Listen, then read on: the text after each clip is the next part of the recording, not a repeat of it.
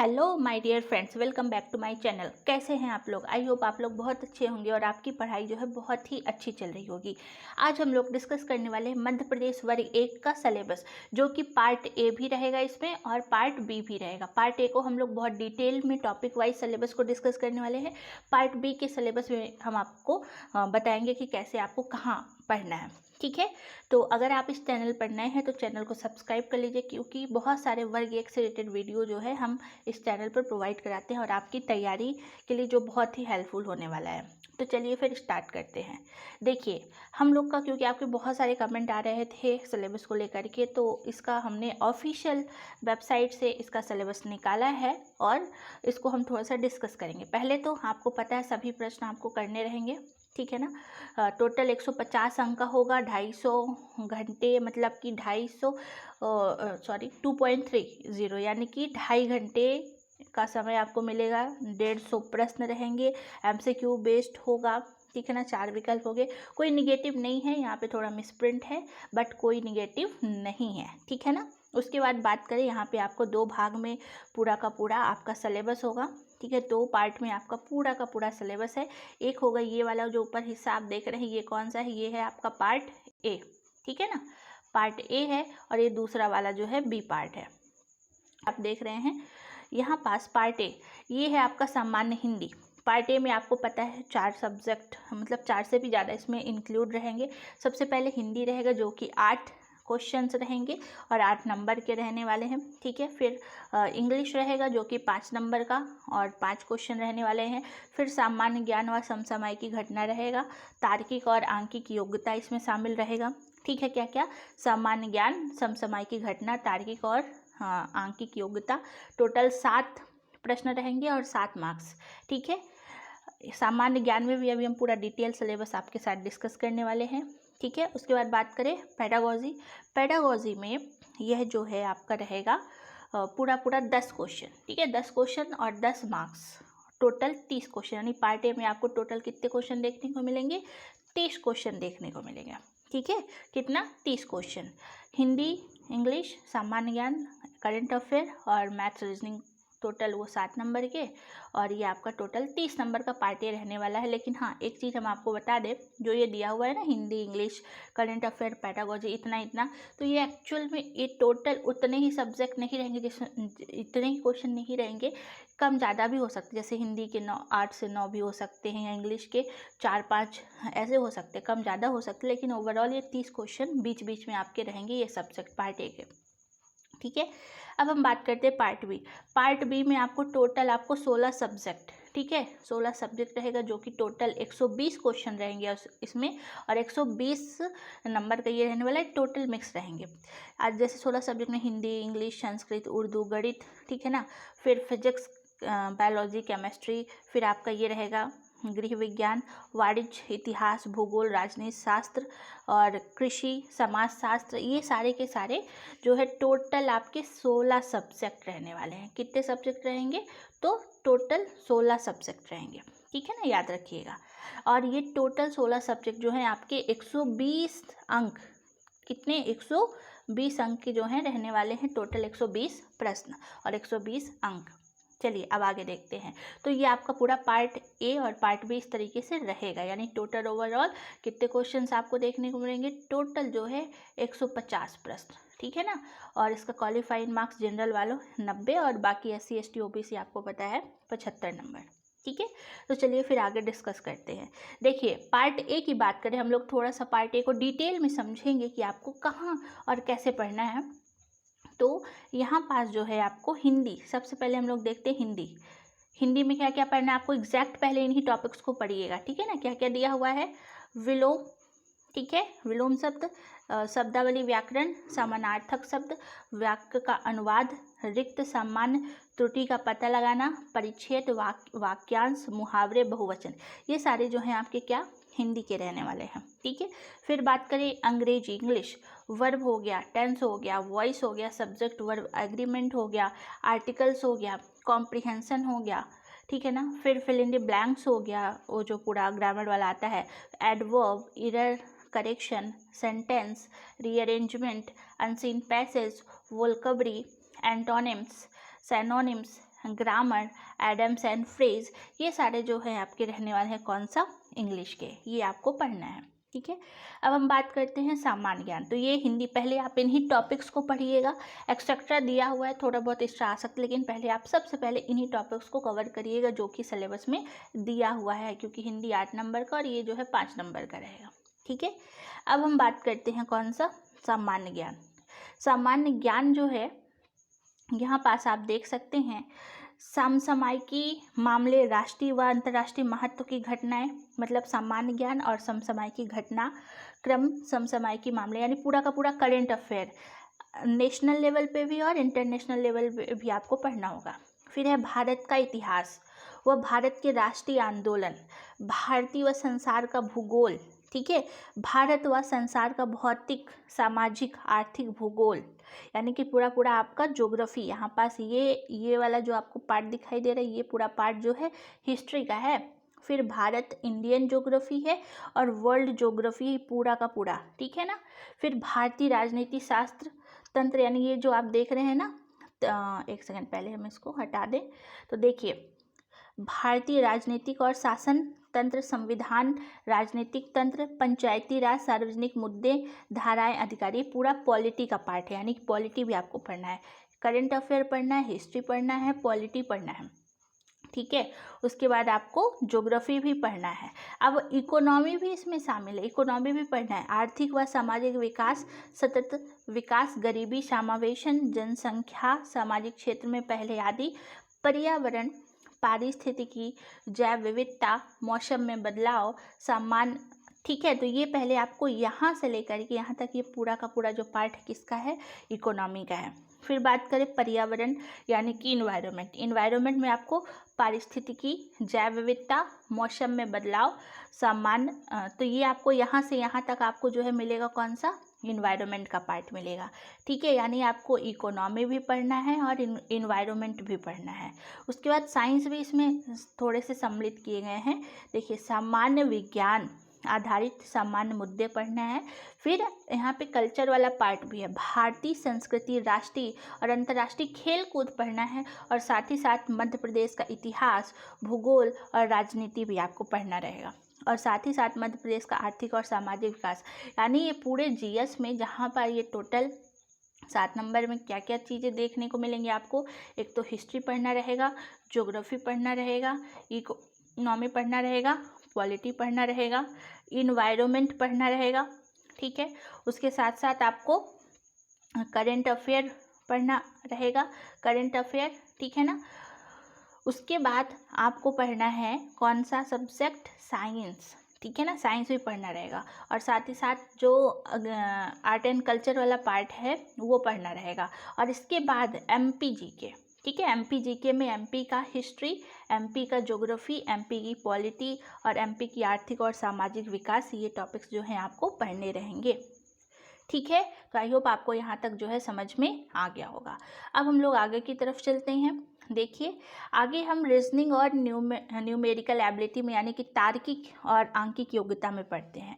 यानी तार्किक योग्यता में देखिए, यानी कि आपका तार्किक योग्यता में सामान्य, मानसिक और विश्लेषण योग्यता, शाब्दिक, तर्कयुक्त, रीजनिंग, संबंध व पदानुक्रम, एनालॉजी, दावा, सत्यकथन, कोडिंग, डिकोडिंग, स्थितिंजन, तर्क, श्रृंखला व पैटर्न, जिसमें शब्द और वर्ण शामिल हैं, ये सारा का सारा आपको पढ़ना पड़ेगा कौन सा, रीजनिंग। ठीक है ना। और आंकिक योग्यता में देखिए, यानी न्यूमेरिकल एबिलिटी में मैथ्स वाले सेक्शन में 2-3 आयामी वेन आरेख। ठीक है, संख्या पैटर्न, यानी कि आपका जो नंबर सिस्टम है पूरा, वेन डायग्राम और नंबर सिस्टम, श्रृंखला सीरीज, अनुक्रम, संख्या संबंधी आधारभूत ज्ञान, संख्या और उनके संबंध, परिणाम का क्रम, अंकगणिती अभिवृद्धि, आंकड़ों की व्याख्या, आलेख, ग्राफ, तालिका, आंकड़ों की पर्याप्तता, विभिन्न संदर्भों में दिशा ज्ञान और विश्लेषण व व्याख्या, ये सारे टॉपिक जो है आपको मैथ्स वाले सेक्शन में पढ़ने होंगे। इसका इंग्लिश में भी पूरा नीचे आप दिया हुआ है, आप देख सकते हैं। ठीक है, तो ये आपको पढ़ना रहेगा किसमें, हमने अभी क्या क्या पार्ट ए का डिस्कशन किया है। पार्ट ए में सबसे पहले हमने देखा हिंदी के सब्जेक्ट को, फिर हमने देखा है इंग्लिश के टॉपिक को, फिर हमने देखा जीएस वाला सेक्शन, उसके बाद मैथ और रीजनिंग वाला सेक्शन। अब हमारा आखिरी जो सेक्शन है जो कि बचा हुआ है कौन सा, अब है पैडागॉजी। ठीक है, पैडागॉजी। तो पैडागॉजी में आपको क्या क्या पढ़ना है, देखिए। पैडागॉजी संबंधी मुद्दे, पाठचर्या, ठीक है ना, अर्थ, सिद्धांत, पाठचर्या, संगठन के प्रकार, दृष्टिकोण, फिर योजना, अनुदेश योजना, वार्षिक योजना, इकाई योजना, पाठ्य योजना मतलब योजना कैसे तैयार करते हैं, अनुदेशन सामग्री संसाधन, पाठ्य पुस्तकें, अभ्यास पुस्तिकाएं, पूरक सामग्री, दृश्य श्रव्य सहायक सामग्री, प्रयोगशाला, पुस्तकालय, क्लब, संग्रहालय, समुदाय सूचना, संप्रेषण तकनीकी, ठीक है ना। फिर मूल्यांकन पढ़ना है, उसके प्रकार, उपकरण, अच्छे टेस्ट की विशेषताएं, सतत एवं समग्र मूल्यांकन, शैक्षिक उपलब्धि परीक्षण का विश्लेषण और व्याख्या। तो ये आपको इतना पार्ट पढ़ना है। फिर इसका सेकंड पार्ट आएगा आपका समावेशी शिक्षा, ठीक है ना।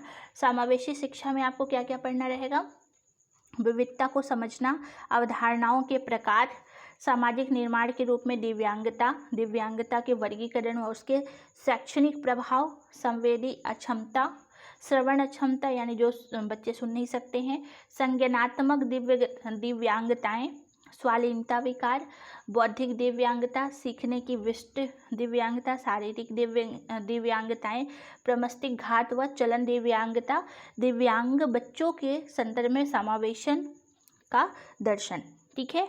फिर समावेशन की प्रक्रिया और दिव्यांगताओं संबंधी मुद्दे आपको पढ़ने हैं। संवैधानिक प्रावधान क्या क्या है, शिक्षा और तकनीकी, ये दूसरा पार्ट समावेशी शिक्षा आपको पढ़ना है। फिर आपका तीसरा पार्ट जो है ये कौन सा है, संप्रेषण पर चर्चा, ठीक है। संप्रेषण पर चर्चा, संप्रेषण के सिद्धांत, संप्रेषण के प्रकार, संप्रेषण व भाषा, कक्षा में संप्रेषण, संप्रेषण में बाधाएं, ये आपको पढ़ने हैं, ठीक है। फिर बात करें शैक्षणिक मनोविज्ञान, बच्चों को सीखने की रणनीतियाँ क्या होनी चाहिए, सीखने को प्रभावित करने वाले कारक, अवधान और रुचि, बच्चे कैसे सीखते हैं, ये सारे टॉपिक्स आपको पढ़ने हैं किसमें, ये पूरा पैडागॉजी के मतलब पूरा जो पैडागॉजी है ना आपको 4 पार्ट में डिवाइड मिलेगा, ठीक है ना। लास्ट वाला जो चौथा पार्ट है शैक्षणिक मनोविज्ञान है। तो ये देख लीजिए, पार्ट ए में हमने पूरा का पूरा पैडागॉजी कंटेंट्स में हम लोग देखेंगे, ठीक है। फिर इंक्लूसिव एडुकेशन जिसको हम बोलते हैं समावेशी। फिर थर्ड है आपका कम्युनिकेशन इंट्रैक्शन और एडुकेशनल साइकोलॉजी, ये आपका चौथा पार्ट है यानी शैक्षणिक मनोविज्ञान। ये 4 पार्ट आपके दिए हुए हैं किसमें, पूरा का पूरा पैडागॉजी में। तो आई होप आपको पार्ट ए पूरी तरीके से समझ में आ गया होगा। काफ़ी लेंदी सिलेबस है इसका, बस 30 नंबर का है लेकिन लेंदी है। और इसको ये पूरा जो पार्ट ए है कहाँ से कवर करना है, इसके लिए मैंने प्रॉपर एक वीडियो बनाया हुआ है बुक लिस्ट का। वो पूरी बुक लिस्ट वाला वीडियो आप ज़रूर देखिएगा, ठीक है ना। उसको हम डिस्क्रिप्शन में भी डाल देंगे, आप वहाँ से चेक कर सकते हैं, वरना आप वीडियो की प्लेलिस्ट में जाइए, वहाँ आपको मिल जाएगा। आपको पूरे सब्जेक्ट की बुक लिस्ट कौन सी बुक सबसे बेस्ट है वो आपको मिल जाएगी, ठीक है। अब हम बात करते हैं, और हाँ इसका पूरा PDF कहाँ मिलेगा वो हम आपको लास्ट में ज़रूर बताएंगे। तो फिर चलिए हम लोग चलते हैं पार्ट बी की तरफ। अब आपका जो भी सब्जेक्ट है, अब यहाँ पे हम प्रॉपर एक एक सब्जेक्ट का डिस्कशन नहीं करेंगे क्योंकि 16 सब्जेक्ट है, काफ़ी लंबा वीडियो बन जाएगा।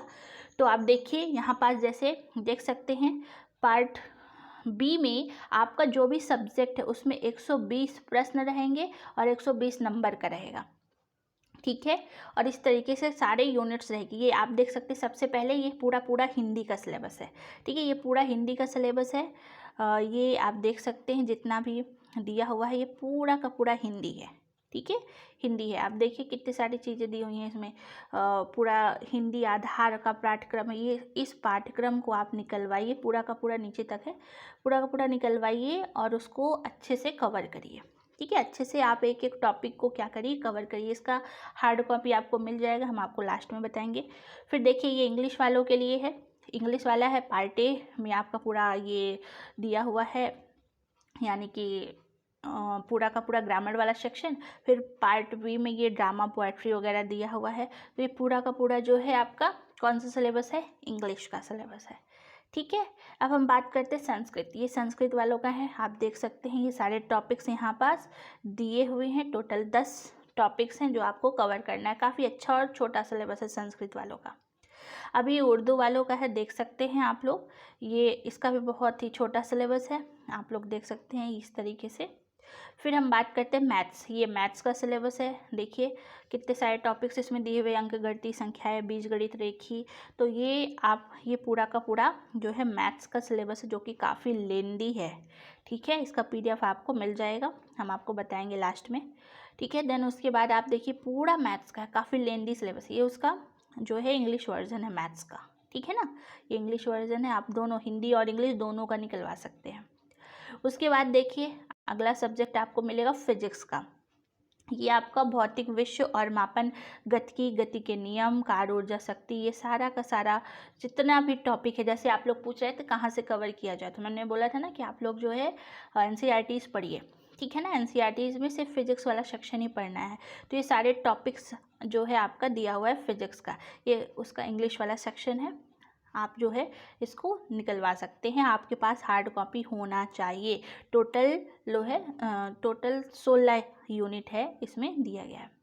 फिर बायोलॉजी का सिलेबस जो कि काफ़ी लेंदी है, आप देख सकते हैं। ये बायोलॉजी वालों का सिलेबस है, ये पूरा का पूरा जो है दिया हुआ है।